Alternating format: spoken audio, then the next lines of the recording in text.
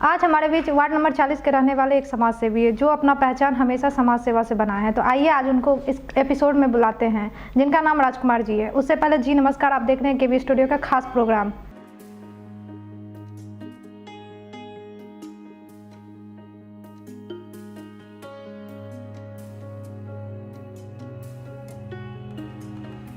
नमस्कार सर, स्वागत है आपको केवी स्टूडियो के इस खास कार्यक्रम में।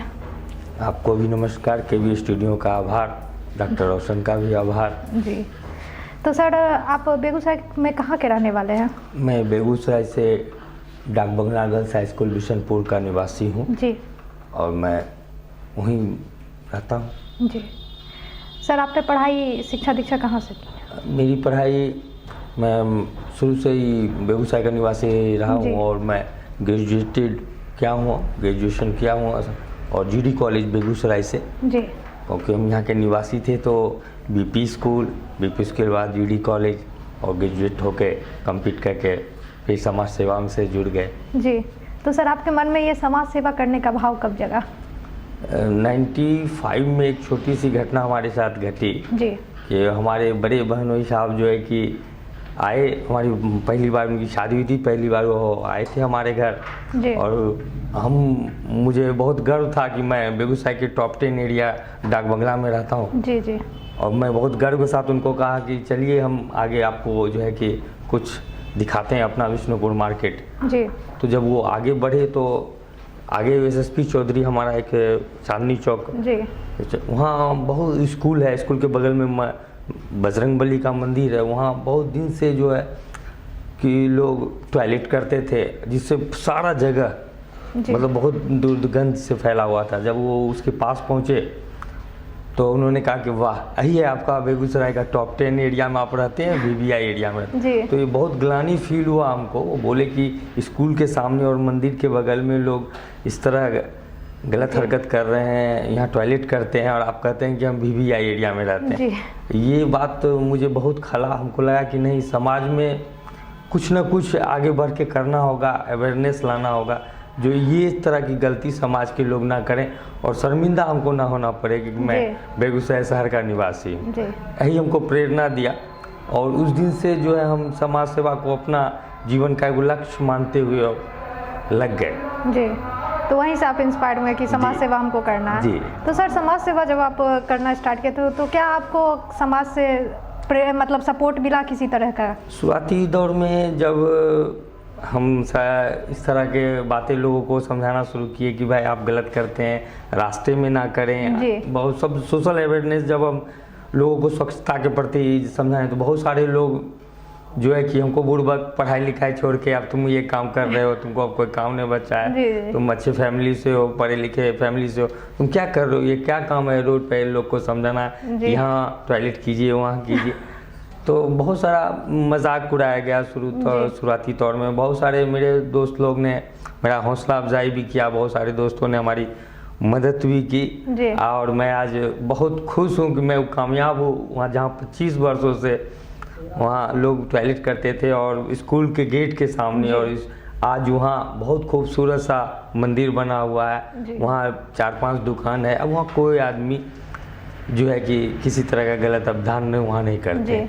तो इस बात की खुशी होती है कि आज थोड़ा सा अपमान जरूर सहना पड़ा समाज में इस कार्य के लिए, लेकिन आज वही लोग हमारी तारीफ करते हैं। अच्छा भी लगता है और प्लस समाज के प्रति जो मेरा विश्वास था और भी अधिक होते चला गया। मतलब समाज से आपको डिमोटिवेट किया गया, लेकिन आप मोटिवेट थे कि मुझे बदलना है तो बदलना है और हो गया भी।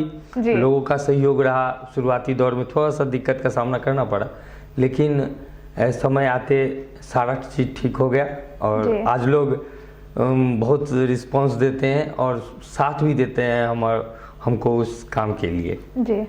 तो सर, आप किस पार्टी से बिलोंग करते हैं? मैं बहुजन समाज पार्टी से बिलोंग करता हूँ। मायावती कांसीराम इसके संयोजक है जी। और वो सिद्धांत की पार्टी है, संवैधानिक बात करती है, बाबा साहेब भीमराव अंबेडकर के विचारों पर चलती है और बहुत सारे बहुजन नायक साहू जी महाराज, नारायणा गुरु, फूले, सब ऐसे इंस्पायर हमको बचपन से ही करते रहे, जिन्होंने समाज के लिए बहुत सारा वर्क किया। शुरुआती दौर में उनको बहुत सारा अपमान सहना पड़ा, जैसे मैं एक छोटा सा जिक्र करना चाहूँगा, फूले साहब के, सावित्रीबाई फूले उनकी पत्नी, जो हमारे देश की प्रथम महिला शिक्षक जी, और उन्होंने देश में, पूरे देश में सर्वप्रथम लड़कियों के लिए स्कूल खोला। अच्छा। हाँ, वो उनको हम लोग राष्ट्रमाता की उपाधि देती हैं। अगर आज वो नहीं होते तो समाज में महिलाओं का पढ़ना दुर्भर था। एक समय था कि जब महिलाएं घर से नहीं निकलती थी और अगर वो पढ़ना चाहती अगर या कुछ करना चाहती तो समाज के प्रति समाज उनको बहुत सारा प्रताड़ना देता था कि भाई तुम महिला हो, तुम क्या कर सकते, पढ़ लिख के क्या करोगे, आगे शादी करना है, बच्चे पैदा करना है, समाज किससे कोई लेना देना, कुछ भी कर लो, रोटी बनाना, बस रोटी बनाना।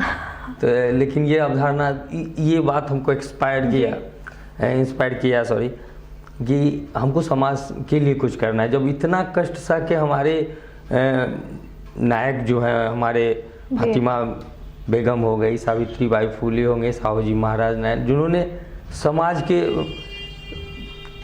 जितना भी अंधविश्वास, आडंबर था खत्म करने के लिए उन्होंने तन मन धन लगा दिया जी, और बहुत सारा कष्ट सह के। और हम तो अब कोई कष्ट नहीं सह रहे हैं, आज आज़ाद देश में रह रहे हैं, संवैधानिक तौर पर हर चीज़ चल रहा है। और आज अगर हम नहीं उनकी बातों को अमल करते हैं और समाज के प्रति कुछ अपना जो कर्तव्य नहीं निभाते हैं तो आने वाला समय में उनका सोच जो है धूमिल हो जाएगा। इसको लेते हुए हम बहुत इंस्पायर्ड हुए बहुजन समाज पार्टी से, क्योंकि उसी महान जनक जितने भी हैं बहुजन नायक हैं उनके सिद्धांतों पे चलती है और सर्वजन हिताय और सर्वजन सुखाय की बात करती है। अच्छा। पूरे देश में यही एक ऐसी पार्टी है जो सर्वजन हिताय सर्वजन सुखाय की बात करती है, और ये राष्ट्रीय पार्टी बहुजन समाज पार्टी राष्ट्रीय पार्टी है और मैं उसका भी लोकसभा जोनल प्रभारी हूँ बेगूसराय का। तो सर इस पार्टी से आप कब जुड़े? मैं इस पार्टी से 2016 में जुड़ा।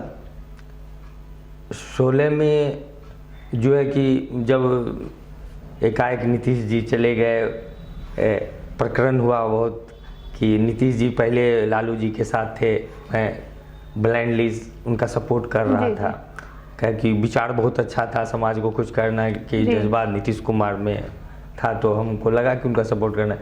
लेकिन फिर जैसे ही वो जीते उन्होंने एक नया गेम खेला कि वो फिर वापस बीजेपी में चले गए, जिससे हम बहुत आहत हुए। हमको लगा कि जितने भी सीट्स पे बैठे हुए लीडर्स हैं उनका कोई अपना सोच नहीं है, वो कभी भी राजनीतिक फायदे के लिए सिद्धांत को ताका पर रख के वो जो है कि बदल जाते हैं। बहुत आहत हुए इस बात से।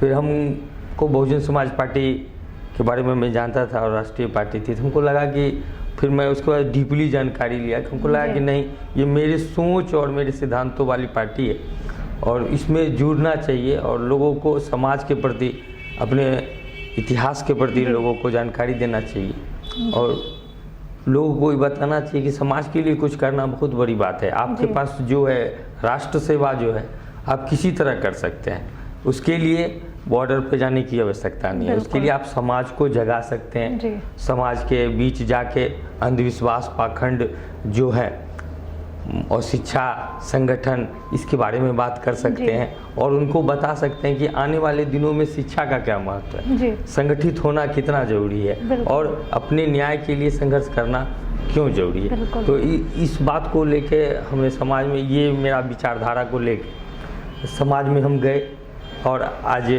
सभी लोगों का बहुत सारा सहयोग मिल रहा है। समाज में एक अच्छी पहचान है मेरी और समाज के प्रति जो मेरा लगाव है और समाज भी मेरे प्रति लगाव रखता है और यही हमको और इंस्पायर करता है और मजबूत बनाता है अंदर से। जी सर, इसी पार्टी से जुड़ाव क्यों?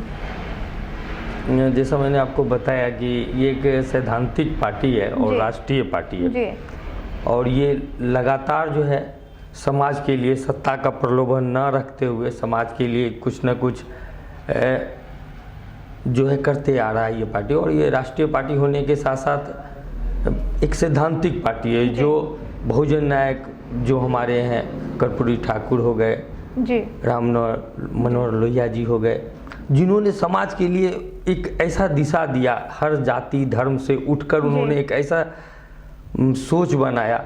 बाबा साहब भीमराव अम्बेडकर, साहू जी महाराज, नारायण गुरु जी के बारे में पहले भी जिक्र कर, इन्होंने ये पार्टी जो है वैसे वैसे लोगों के सिद्धांतों पे चलती है, उनकी सोच को आगे बढ़ाने का, मिशन मूवमेंट को, उनकी जो सोच थी समाज को समतामूलक, सर्वजन हिताय सर्वजन सुखाय का जो सोच था कि सभी लोग को बराबर अधिकार हो, किसी को किसी तरह का कोई प्रॉब्लम ना हो जी, तो उसको देखते हुए जो उन्होंने संघर्ष किया, उस संघर्ष को ही आगे बढ़ा रही है ये पार्टी।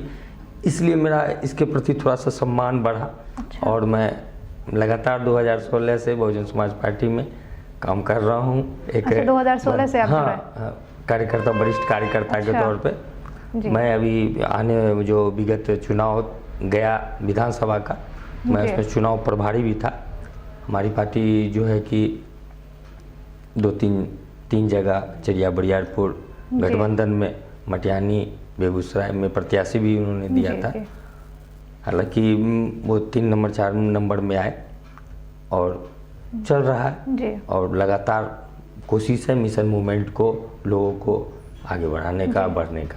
सर, आपकी जो पार्टी है वो सिर्फ समाज सेवा करती है या इसके अलावा भी कुछ करती है? राजनीतिक पार्टी है, समाज सेवा तो उसका ध्येय है कि उसको करना है। इसलिए करना है कि राजनीतिक पार्टी जब तक आप अपने समाज के लिए, अपने लोगों के लिए, कि आप जब तक कुछ नहीं करेंगे आपको क्यों लोग वोट देगा, क्यों सपोर्ट करेगा, क्यों आगे बढ़ाएगा? तो आपको समाज के लिए करना है, वोट के लिए नहीं करना है।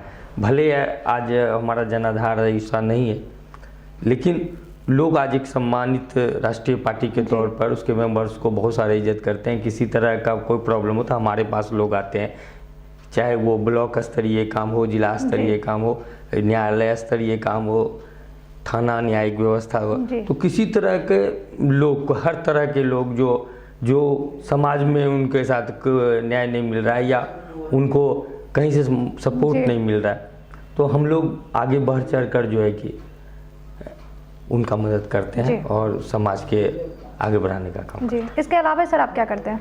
इसके अलावा मेरा मेन वर्क तो मैंने आपको बताया था कि मैं एक सोशल एक्टिविस्ट हूँ। मैं समाज में सोशल अवेयरनेस फैलाता हूँ और प्लस एक छोटा सा व्यवसायी भी हूँ, मैं गारमेंट्स व्यवसायी भी हूँ, तो मेरी वो जीवन यापन उससे चलता है। और प्लस एक्स्ट्रा टाइम जो भी हमारे पास बचता है, अधिक से अधिक समय समाज के अवेयरनेस फैलाना, जैसे स्वच्छता हो गया, जैसे आप साफ सुथरा रहें हर तरह से। जैसे अभी आने वाली जो महामारी कोरोना था, बहुत बड़ी, तो कोरोना में लगातार हमारी पार्टी और हम जिससे जो सामाजिक संस्था से जुड़े हुए हैं, अंतर्राष्ट्रीय वैश्व महासम्मेलन बेगूसराय, जो सामाजिक सोशल वर्क करते हैं हम लोग, तो हम लोग लगातार 6 महीना हमने कोरोना काल में काम किया। और मतलब ऐसे ऐसे लोगों के पास हमने सुविधा पहुंचाने का काम किया। सर्वप्रथम ने हम लोग ने शुरुआत किया, जो हमारे कोरोना फाइटर्स थे, डॉक्टर्स, नर्स, प्रशासनिक अधिकारी, जितने भी पुलिस है, सफाई कर्मचारी, पत्रकार। अच्छा, आपने कोरोना काल में भी बहुत सारे काम किए समाज सेवा। हाँ, तो ये 5-6 लोगों को हमने चिन्हित किया जो कोरोना फाइटर्स थे, हमारे लिए लड़ रहे थे, वो हमको बचाना चाहते थे। हमारे भारत के अस्तित्व को उनके हाथ में था और हम लोग का उनका अनुपालन करना, उनकी बातों का। तो हमको लगा कि नहीं, सबसे पहले उनकी शुरुआत किया जाए, उनकी सुरक्षा के लिए सोचा जाए। तो हमने कोरोना काल में सर्वप्रथम मास्क, पीपी किट, सैनिटाइजर, है ना, बृहत मात्रा में हमने पत्रकार, नर्स, डॉक्टर, है ना, सफाई कर्मचारी है ना, को प्रोवाइड किया। और बहुत सारे सोशल एक्टिविस्ट जो थे, छोटे छोटे ग्रुप में काम करते हैं, जिनको समाज के प्रति कुछ युवाएं, हम लोग उनका भी मदद किया, उनको सुरक्षित किया, क्योंकि आप कोरोना काल में काम कर रहे हैं। तो हमने उनको मास्क प्रोवाइड किया, ग्लव्स प्रोवाइड किया, सैनिटाइज प्रोवाइड किया कि आप कहीं भी जाइए खुद भी बचिए, ऐसा नहीं है कि कारण है कि समाज जो सेवक होते हैं, जो समाज में निस्वार्थ भावना से, उनको तो कोई सैलरी मिलता नहीं है, तो वो जो अपना लगा के और समाज के प्रति एक अपनी अच्छी सोच को जो उजागर करना चाहते हैं और वो काम कर रहे हैं, तो उनका मदद जरूरी है। मैं सैल्यूट करता हूँ कोरोना काल में जितने भी हमारे कोरोना फाइटर्स थे, डॉक्टर्स, नर्स, सफाई कर्मचारी, प्रशासनिक अधिकारी, 24 आवर्स अपना कोरोना का ख्याल नहीं रखा कि उनका भी फैमिली है। तो और उन लोग को हम लोग ने पूरा मदद किया, चाहे उनको मास्क की व्यवस्था हो, ग्लव्स की व्यवस्था हो, सैनिटाइज की व्यवस्था हो। फिर 17 वार्ड में ये तो प्रशासनिक लोगों के लिए जो कोरोना फाइटर्स थे उन लोग के लिए हमने किया जी। हमारा पूरा संस्था किया, हमारे जैसे बहुत सारे लोग हैं मिल के। और फिर दूसरे टर्म में हमने 17 वार्ड में तकरीबन टोटल मिला के 3500 लोगों को जी 17 वार्ड में, 1 से लेके 17, 18, 39, 32 अलग अलग वार्डों में। जहाँ तो सर आप 40 वार्ड में रह रहे हैं, 17 से स्टार्ट किए थे? स्लम एरिया हमारा, मैं जिस वार्ड से रहता हूँ वार्ड 40 में, वो हमारा समृद्ध एरिया है जी। समृद्ध एरिया है जिसमें आपको बीपी स्कूल है, गर्ल्स हाई स्कूल है, मिडिल स्कूल है, महिला कॉलेज है, नौलखा है। आप सब, मैं आपको शुरू में जिक्र किया था मैं बीबीआ एरिया में। बिल्कुल सर। हाँ, तो वही छोटा सा इंस्पायर्ड भी इसी बात से हुए थे हम। तो ये क्षेत्र हमारा जो है सबल क्षेत्र है, और बहुत सारे क्षेत्र जैसे वार्ड 17 है, 39 है, कुछ स्लम एरिया है, और बहुत सारे क्षेत्र में जिक्र नहीं करना चाहूँगा कि जहाँ हमारी ज़रूरत ज़्यादा थी, उनको वाकई ज़रूरत था। हमारे जैसे आपके जैसे जो समाज सेवी है, जिन्होंने अपना समाज के प्रति उनका समर्पण, उन तक हम लोग ने 6 किलो का राशन प्रत्येक व्यक्ति को डोर टू डोर जाके हमने दिया।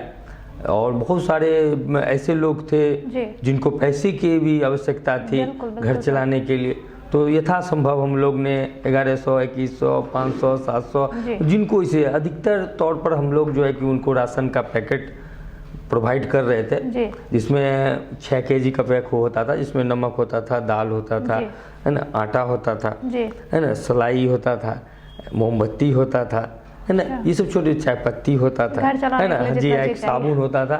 घर तो चला नहीं सकते लोग, लेकिन उनकी मदद हो जाती थी, क्योंकि लॉकडाउन में ऐसी स्थिति थी कि सारे लोग पैकअप थे बिल्कुल, और एक एक पैसे के लिए मोहताज थे। चाहे वो समृद्ध जो लोग थे वो भी परेशान थे।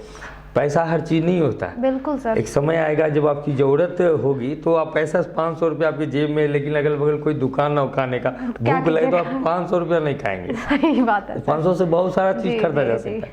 तो उस स्थिति को देखते हुए हम लोग अधिकतर स्लम एरिया, और उस समय स्थिति ऐसा हो गया कि रोजा भी आ गया, ईद भी चल रहा था, तो हमने तकरीबन 700 रोजेदार लोग को उनके घर तक पहुंचाया।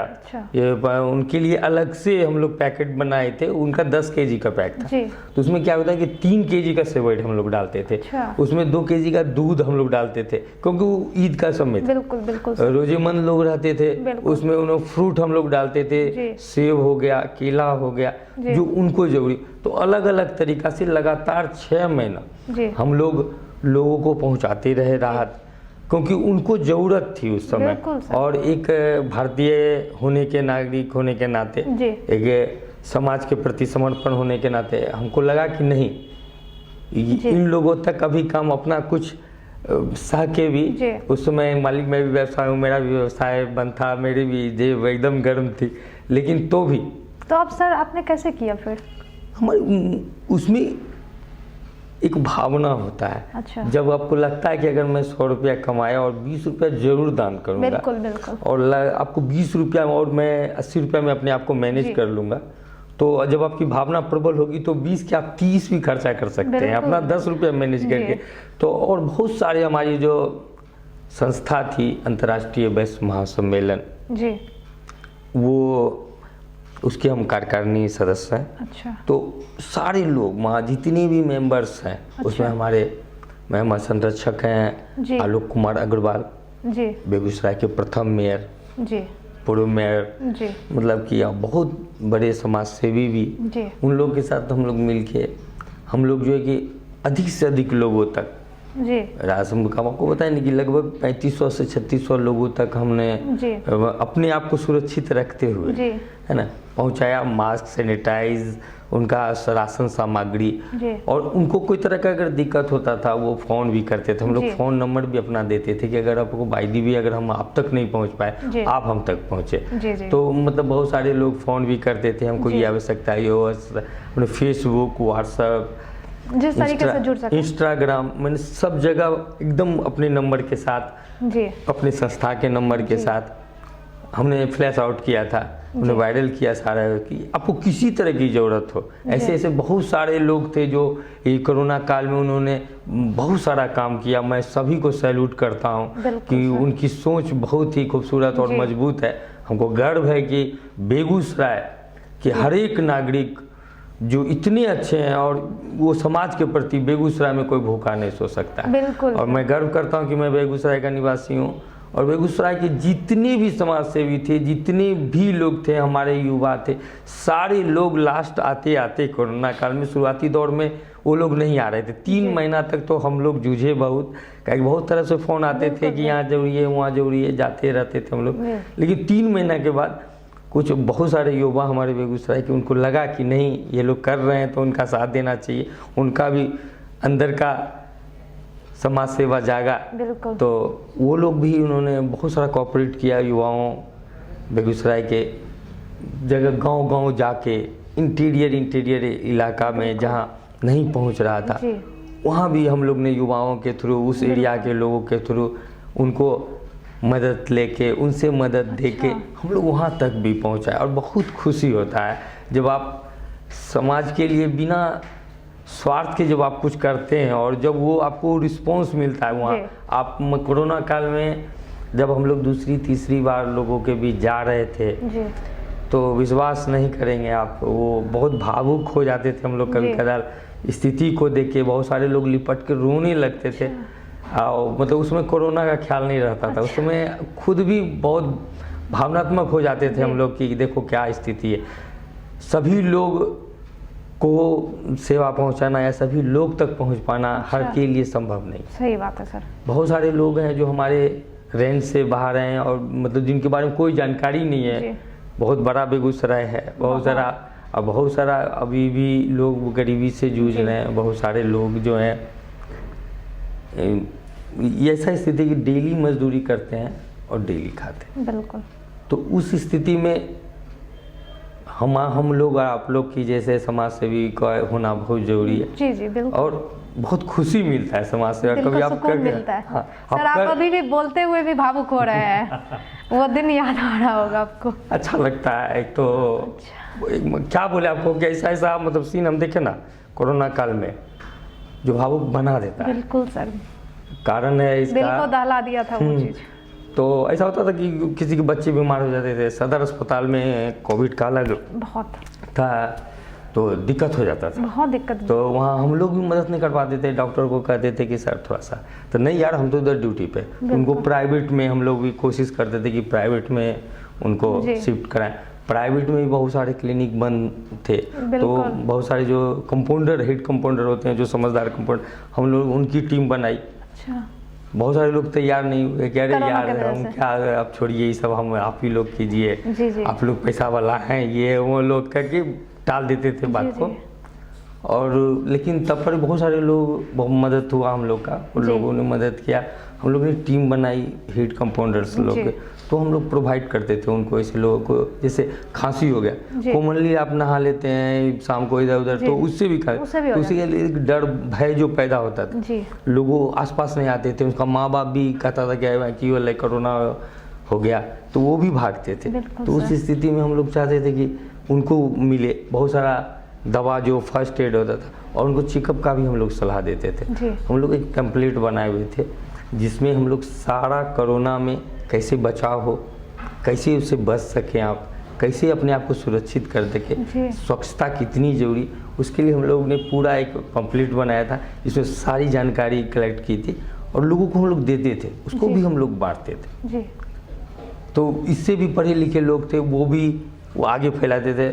उनको 10 दिए कि भाई आप अपने एरिया में डाल दीजिएगा, आप अपने एरिया में डाल दीजिएगा, लोगों को बातें। इससे भी बहुत सारे लोग जागरूक हुए और खुशी है हमको कि हमारे बेगूसराय में बहुत केस तो हुआ लेकिन बहुत कम केस हुआ। हम लोग जो कोशिश किए कोरोना काल में और वो सक्सेस रहा, अच्छा लगा। कोरोना में बहुत मेहनत किए, डर भी रहा, लेकिन समाज के सेवा के जो मन था वो डर को भगाए रखा और पूरे मजबूती और हौसला के साथ कोरोना में हम लोग ने समाज सेवा किया है और जो बहुत सुकून दिया। अच्छा सर, इसके अलावा आपने समाज सेवा में क्या क्या किया है?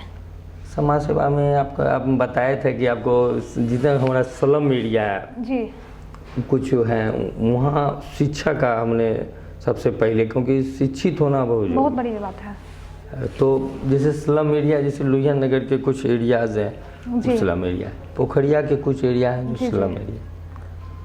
तो हम लोग ने वहाँ एक छोटा सा सोच ऐसा हुआ क्या कि वो लोग भर दिन पन्नी चुनते हैं, है ना, शाम में बोतल वगैरह सब छोटे छोटे बच्चे। तो हम लोग सामाजिक तौर पर हम लोग ने सब युवा का एक ग्रुप बनाया और युवा ग्रुप वहाँ हम लोग ने वैसे ही लड़कों को जोड़ा जो ट्यूशन पढ़ाते हैं, होम ट्यूशन करते हैं। अच्छा। क्योंकि उनके पास उनका हॉबी भी है, वो पढ़ाना भी चाहते हैं और पढ़ाना जानते भी। जी जी। तो उनका हमने एक टीम बनाया और उस टीम में लगभग हर एरिया में जाके उसी बच्चों को हम लोग चिन्हित करने जो पढ़ाई के प्रति जागरूक हैं, जो गार्जियन जिसके नहीं पढ़ा सकते हैं या विकलांग है, उसी बच्चों को हमने सेलेक्ट किया। वो एक लिस्ट बना जिसको होम तक, वहाँ तक घर जाके वहाँ तो पढ़ाया जाता है। और आज भी वो चल रहा है। हमारे उनके साथ 5 से 6 टीचर जुड़े हुए हैं जो लोकल एरिया हमारा पोखरिया हो गया, लोहिया नगर हो गया, बाघा हो गया, है ना, हमारा विष्णुपुर एरिया। यहाँ इस सब एरिया में हम लोग फ्री ऑफ कॉस्ट ऐसे बच्चों को पढ़ाते हैं जिनके माँ बाप अफोर्ड नहीं कर सकते हैं बच्चों का पढ़ाई, या बहुत सारा बच्चा गरीबी की वजह से नहीं पढ़ पाता है लेकिन पढ़ने का ललक है उसको। छोटा छोटा बच्चा बहुत अच्छा लगता है। आप छोटे छोटे बच्चे इतना तेज है, वो कभी स्कूल नहीं गया, वो मतलब 8 साल का है, वो आता है, वो अब जो पूछिए आपको बताएगा। वो मतलब कि ये इलेक्ट्रॉनिक युग है इसलिए उसको ज़्यादा फायदा मिला है मोबाइल वगैरह वगैरह से। तो वो बहुत जानकार, तो अगर थोड़ा सा उनका मदद किया जाए तो वो समाज के लिए और भी कर सकते हैं। अगर आप तो उनको अगर तैयार कर देते हैं आने वाले दिनों में तो वो भी समाज के लिए बहुत कुछ करे। आने वाला युवा जो है और हम लोग का जो समय है या हम लोग का जो जज्बात है, हम लोग को युवा को सोचना होगा कि समाज के लिए क्या करना है, आगे बढ़ाना है, हमारे आने वाली पीढ़ी को जो और मजबूत बनाना, शिक्षा के प्रति उनको संगठित रहने के प्रति और संघर्ष करने के प्रति, तीनों के प्रति जागरूक करना पड़ेगा। कारण कि तभी हमारा आने वाला भारत देश का भविष्य मजबूत होगा।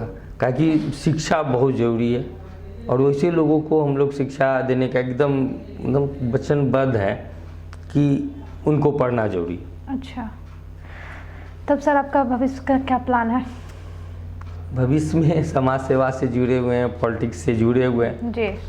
आने वाले दिनों में पार्षद का चुनाव हो रहा है अपने वार्ड 40 से, इसके लिए सोच भी रहे हैं, फाइनली मान के चलिए। और उसके बाद आने वाले विधानसभा लोकसभा में आप लड़ना चाहेंगे? विधायक का जरूर लड़ना चाहेंगे। कारण कि आप एक सीट्स होता है, राजनीति एक सीट्स है, वो मास्टर की है जी पावर, जो आप किसी भी बंद कमरे को खोल सकते हैं। वो पावर की होता है, मास्टर की होता है। राजनीति पॉलिटिकल पावर जो होता है वो मास्टर की होता है। तो जब आप उस लेवल तक पहुंचते हैं तो आप समाज के लिए अधिक से अधिक कर पाते हैं। बिल्कुल बिल्कुल सपोर्ट मिलता है जी। प्लस आपको समाज के प्रति कुछ करने का या कुछ उसके लिए नियम बनाने का वो इंस्पायर करता है कि नहीं, आप जिस एरिया से बिलोंग करते हैं, आप जहाँ से उठ के आए, जो आपने देखा है, जो आपने फील किया, उसको कैसे आप समाज को उसका फायदा दे सकते हैं।